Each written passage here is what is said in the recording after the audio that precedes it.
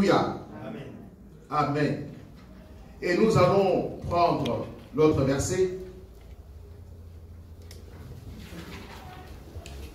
Amen.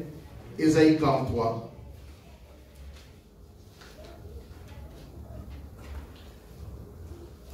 Du moment où vous cherchez Ésaïe 43, je relis encore Michée 7, 8. Ne te réjouis pas à mon sujet, mon ennemi, car si je suis tombé, je me relèverai. Si je suis assis dans le ténèbre, l'Éternel sera ma lumière. Amen. Amen. Ésaïe 43, 18. Mon bien-aimé, ça c'est un conseil pour toi. La Bible est en train de dire, ne pense plus aux événements passés et ne considère plus ce qui est ancien. Voici, je vais faire une chose nouvelle sur le point d'arriver. C'est la promesse de Dieu pour toi. Amen. Alléluia. Amen. Dieu est en train de te promettre qu'il va faire une chose nouvelle. Ne regarde pas, ne considère pas les choses passées. L'année passée est passée. Maintenant, tu dois te focaliser sur des choses nouvelles. Alléluia. Amen. Ne la connaîtrez-vous pas? Il est en train de te dire, je mettrai un chemin dans les déserts et des fleuves dans la solitude. Alléluia. Amen. Dieu de gloire, Dieu Tout-Puissant, parle-nous, dirige-nous, conduis-nous, Seigneur. Nous avons besoin de toi. Que ta grâce infinie soit en ces lieux. Que tu puisses mettre l'intelligence, la sagesse et le discernement. Alléluia. Oh Dieu, nous avons besoin de toi et ta grâce particulière au nom de Jésus. Amen. Amen. Peuple de Dieu, prenez place.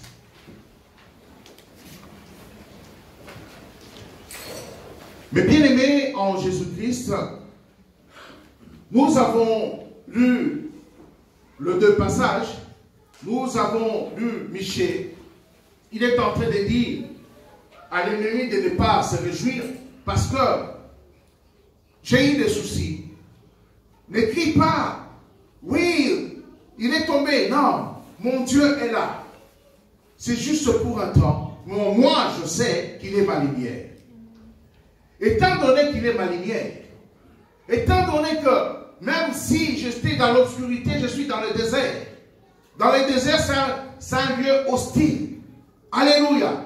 Mais mon Dieu, comme il est ma lumière, quand il viendra, il va frayer un chemin. Alléluia. Là où il n'y a pas de chemin, il va frayer un chemin. Comme les enfants d'Israël, il les avait amenés jusqu'à bon port. Vous savez comment? Pendant la nuit, il y avait la lumière. Alléluia. Amen. Donc, il va me conduire. Mes bien-aimés.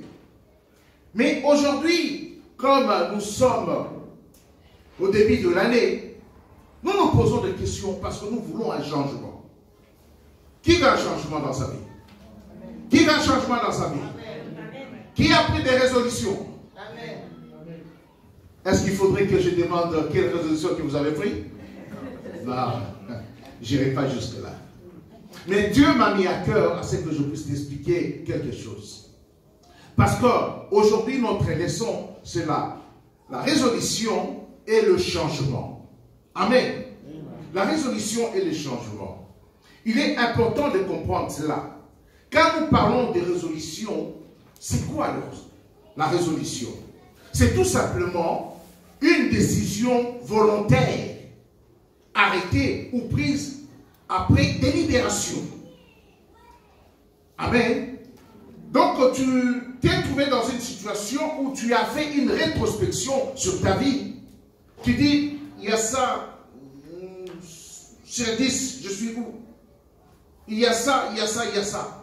Tu prends des décisions pour t'améliorer. Tu prends des décisions pour changer. Alléluia. C'est important. Mais quand nous parlons de changer, qu'est-ce que cela veut dire changer? Changer, Le changement, c'est tout simplement remplacer quelque chose par une autre. Mais cela n'est pas évident. Surtout du caractère, la façon de vivre. On ne peut pas claquer de doigts que oui, je change ma vie. Non, il y a des processus, Il y a des choses à faire. C'est ce que le Seigneur m'a mis à cœur, à ce que je puisse l'expliquer aujourd'hui. Le changement, ce n'est pas seulement remplacer une chose avec une autre. Le changement peut être aussi devenir différent. J'étais gentil et puis je décide de devenir méchant. Et j'étais méchant, je change, je deviens gentil. De devenir différent. Le changement peut être aussi évolué, modifié et transformé. Est-ce que tu veux être transformé? Donc il y a des questions à se poser, mes bien-aimés. Ce n'est pas parce que tu te réveilles comme ça. Non, il y a des choses à faire pour cela. C'est très important. Et dans tous les domaines. Alléluia. Le changement, c'est remplacer quelqu'un ou quelque chose par une autre. Comme on est au début de l'année, ma question est de savoir tout simplement, mes bien-aimés, si la nouvelle année change nos vies. Le fait qu'on était en 2020 et aujourd'hui on est en 2021, est-ce que nos vies changent? Est-ce que ta vie a changé? Malgré que tu as pris des résolutions. C'est là où on doit s'arrêter, mes bien-aimés. Malgré que sur ton Facebook ou les réseaux sociaux, tu as 1000 likes de bonnes années, de bonne santé, de tout ce que tu veux. Est-ce que tu as la bonne santé? Est-ce que tu as la bonne de tout ce que les gens t'ont dit? C'est là où on doit réfléchir, mes bien-aimés. C'est là où on doit se poser de vraies questions. Alléluia. Est-ce que ta vie a changé parce que tu as fait des déclarations? Même des déclarations chrétiennes. Je suis vainqueur. Je suis. Je vais triompher. Est-ce que ta vie a changé pour cela? C'est bien de positiver, mes bien-aimés. C'est là où la foi vient de ce qu'on entend. C'est là où on aura la foi parce qu'on a entendu de bonnes choses. Est-ce qu'on doit se limiter juste là? On doit se poser des bonnes questions. Mon bien-aimé, c'est que tu dois savoir. Si une question est biaisée, une question est mal posée, on n'aura jamais une bonne réponse. Alléluia. C'est très important, mes bien-aimés. Donc, le fait de dire ou de crier, ça ne change pas. La réponse est non. Ça ne change pas nos vies. Mais ce qu'on doit savoir est qu'on a remarqué tous, la fin de l'année, c'est le moment où les gens font le vœu en espérant changer leur vie. Mais beaucoup abandonnent. Beaucoup abandonnent. Vous savez au bout de quoi? Au bout de 3 mois. Et encore. Au bout de 3 mois. Pour regarder bien, et bien aimé, quand vous regardez, vous allez dans, je ne sais pas si parmi nous, il y a des gens qui vont dans des salles de sport. Vous verrez que à l'entrée là, il y a plein d'abonnements de sport. Non. À cette année, je vais maigrir un peu, je serai un peu svelte. C'est bien. C'est bien. Vous verrez qu'il y a plein d'abonnements. Au bout de 3 mois, vous allez voir, parce que je me rappelle, l'année dernière, j'avais fait aussi ça. Alléluia. J'étais à salle de sport, j'étais à fond dedans. Mais j'allais tous les jours. Mais ça, monsieur qui m'a dit, mais qu'est-ce que tu as avec le sport là? Bizarre. Non, j'ai pris une résolution. Et vous savez, quand on arrivait dans la salle de sport, il y avait beaucoup de machines, mais on pouvait attendre jusqu'à ce que les autres finissent pour se remplacer. Au bout de 2 mois, ça commence. Au bout de 3 mois, quand j'arrivais sur la machine, il n'y avait personne. Au bout de 6, j'ai tenu quand même, hein. Au bout de 6 mois, la salle en haut, elle était vide. Où sont partis ces gens-là? Et pourtant, on se bousculait. Donc là, j'ai jaugé même, ça montre même la capacité des gens à prendre leurs décisions et à tenir dans le temps. Dans le temps. Alléluia. Donc, c'est là où j'avais, en regardant, en observant, je me suis dit, c'est vrai, les gens, au mois de janvier, ils étaient pleins à fond dedans, mais au fur et à mesure, ils ont oublié. Ils ont oublié. Alléluia. Et dans beaucoup de choses, c'est comme ça. Même dans les affaires de Dieu, c'est comme ça. Cette année, je vais prier, je vais prier, je vais prier. Oui, c'est très bien. Continue, mon bien-aimé. Mais au fur et à mesure, les gens commencent même à oublier. Commencent à oublier à prier. Alléluia. Mais, ce que nous devons savoir, mes bien-aimés, on doit tenir bon dans tout ce que nous faisons. Si nous voulons vraiment un vrai changement, il ne faut pas qu'on rentre dans la routine de la fin de l'année ou début de l'année. On prend des décisions, c'est la routine. Mais depuis combien de temps tu prends des décisions à la fin de l'année? Depuis combien de temps? Depuis que tu es adulte? Depuis que tu as la conscience? Mais arriver toujours après 2 mois, 3 mois, ça tombe. Tu dois prendre des décisions. Tu dois te poser des questions. Pourquoi cela t'arrive? Pourquoi? Pourquoi? Alléluia. Vous savez, un changement doit être le fruit d'une longue et bonne réflexion sur sa situation à changer. On ne doit pas les prendre à la légère, non. Si on veut évoluer, si on veut changer, être transformé, on doit réfléchir là-dessus. Dieu m'a mis à cœur de prendre 6 points pour expliquer comment prendre des bonnes résolutions. Alléluia.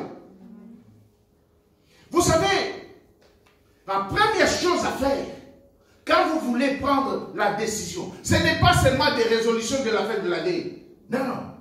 C'est là on doit les appliquer pendant toute l'année si vous faites une rétrospection de votre vie et que vous remarquez qu'il y a des choses qui ne vont pas. Il faut s'arrêter et se poser des bonnes questions. C'est comme ça que tu auras des bonnes réponses. Il ne faut pas attendre que la fin de l'année. Non. Si vous mangez mal tout le temps, vous êtes en fast food et tout ça. Donc vous allez attendre jusqu'à la fin de l'année pour prendre la bonne décision, la bonne résolution. Non. Non. Quand vous remarquez qu'il y a quelque chose qui ne tourne pas rond dans votre vie, arrêtez-vous, posez-vous des questions. Posez-vous des questions. Amen. Parce que cela peut engendrer beaucoup de choses négatives. Et si ça devient trop tard, ça sera difficile de revenir pour améliorer. Que la fin de l'année ne nous trompe pas. Certes, je sais qu'à la fin de l'année, il y a beaucoup de choses dans le spirituel qui opèrent. Là, je le sais. Mais c'est là, il n'y a pas qu'à la fin de l'année. Les ordonnances de la fin de l'année qui sont faites, qui sont mises en fonction, ne se prennent pas à la fin de l'année. Hein. C'est pendant l'année que le diable travaille. C'est pendant l'année qu'on doit savoir. Alléluia. Premier point, on doit savoir s'il y a une situation quelconque. Si vous avez remarqué quelque chose, vous devez vous poser la question et que vous avez envie de prendre une résolution. Pourquoi? Est-ce qu'on peut dire pourquoi? Pourquoi je dois prendre la résolution? Pourquoi cette situation? Quand on a la réponse du pourquoi, à chaque fois on sera faible, cette réponse va nous revenir dans la tête le pourquoi. C'est le pourquoi de la chose qui va nous booster.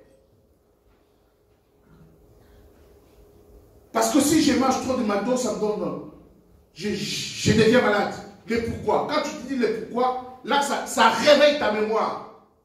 Dans ta situation, mon bien-aimé, tu dois te poser la question pourquoi tu as pris la résolution que tu viens de prendre. Pourquoi tu as pris la décision de changer. Tu vas te poser, tu vas te peser. Donc, on doit savoir tout d'abord la première chose à faire, pourquoi. Pourquoi ma décision? Alléluia. C'est la réponse à cette question, pourquoi, va te donner le vrai sens du changement. C'est l'importance du pourquoi qui va te booster pour aller de l'avant, pour ne pas abandonner. Parce que si tu le fais parce que tu es dans la routine de tous les jours. Il n'y a pas la réponse au pourquoi. 2 mois, ça sera difficile. Là encore, j'étais gentil. Tu t'es dit, et 2 fois, quand il n'y a pas la réponse au pourquoi, on ne va même pas commencer. Pourquoi? On peut dire pourquoi. Encore une fois. À chaque chose qu'on fera, on doit se poser la question, pourquoi? Pourquoi je fais ça? Pourquoi je dois me baptiser? Pour être sauvé. Ah, à chaque fois tu penseras pourquoi je dois me faire baptiser pour être sauvé.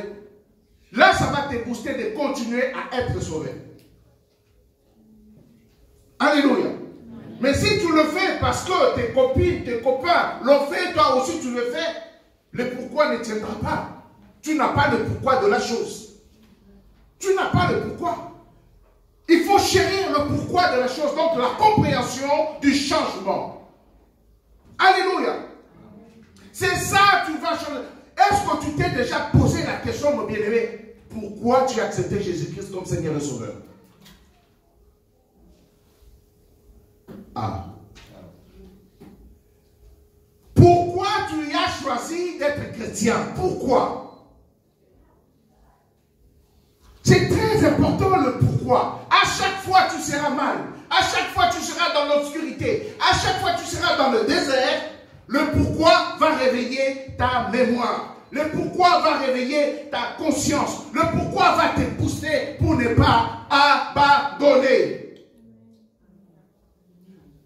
Vous savez cette question, j'ai déjà eu l'occasion de poser pas mal de chrétiens. Mais ouais, je suis chrétien, mais je ne me suis jamais posé la question. Ah, je comprends le pourquoi. Tu es un chrétien yo-yo. Vous comprenez, un chrétien yo-yo? Le yo-yo, c'est... J'aimais bien moi le yo-yo.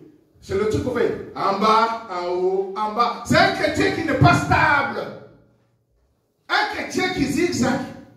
Un chrétien qui ne peut pas retenir la parole de Dieu dans son cœur. Parce qu'il n'a pas le pourquoi. Mon bien-aimé, pourquoi tu es ici aujourd'hui? Pourquoi? Tu pouvais rester au chaud à la maison. Pourquoi? C'est très important dans notre vie de répondre au pourquoi. Alléluia. Le pourquoi de la raison. Ça, c'est le 1. Le deuxième point, c'est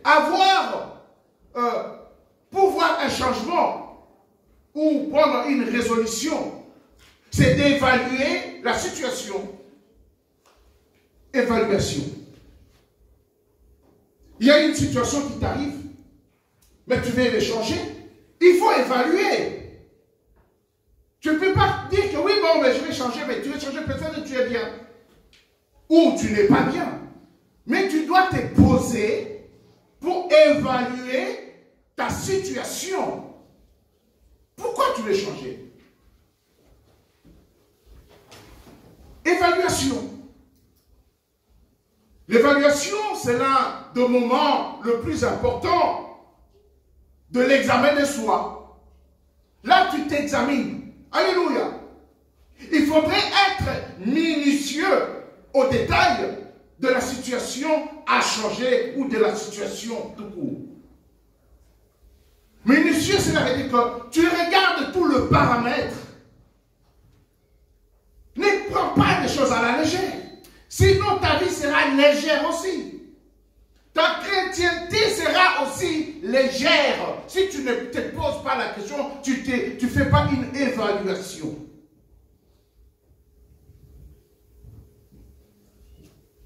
Alléluia. Amen. Très important.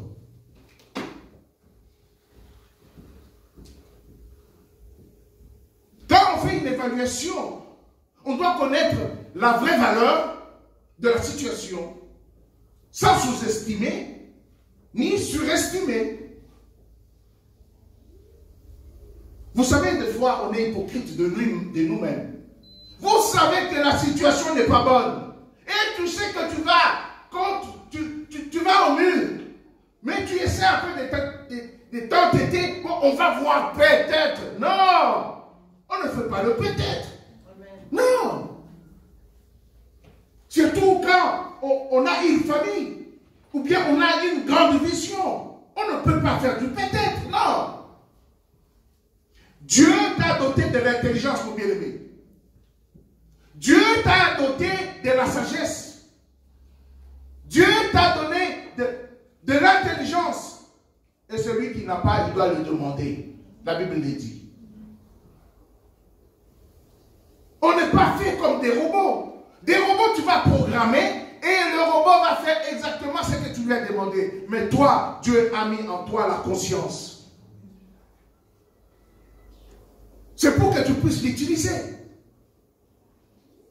Donc tu vas évaluer ta situation à changer de cette résolution que tu venais de prendre. Est-ce que je mange beaucoup? Je ne mange pas beaucoup. Est-ce que je prie beaucoup? Je ne prie pas beaucoup. Est-ce que je suis sociable? Le pourquoi je ne suis pas sociable? Est-ce que je démarre au quart de tour quand on me taquine juste un petit peu? Là, je parle à quelqu'un ici. Et pourquoi je suis comme ça? Est-ce que je vais changer? Il faut être conscient, si on veut changer, être conscient de la situation. C'est comme ça, ça va te permettre de changer. Quand on prend les choses à la légère, donc ce sera toujours léger. Et ça sera dommage d'arriver devant le Seigneur. Il va te dire, toi qui commettais l'iniquité, je ne te connais pas. Mais j'étais à l'église. Oui, tu étais à l'église. Mais tu étais un chrétien léger. Tout simplement parce que tu ne te posais pas les bonnes questions. En se posant les bonnes questions, c'est là où on acquiert la connaissance. Mon peuple périt par manque de connaissance. Il dit mon peuple, hein? Alléluia. Il ne dit pas que les ennemis là-bas, non, non, non, non. Là, le verset parle de chrétiens convertis. Hein? Mais ils vont périr parce qu'ils manquent la connaissance, ils ne se posent pas des questions, ils ne font pas l'évaluation. Tu peux là être là, tu as perdu les choses de Dieu.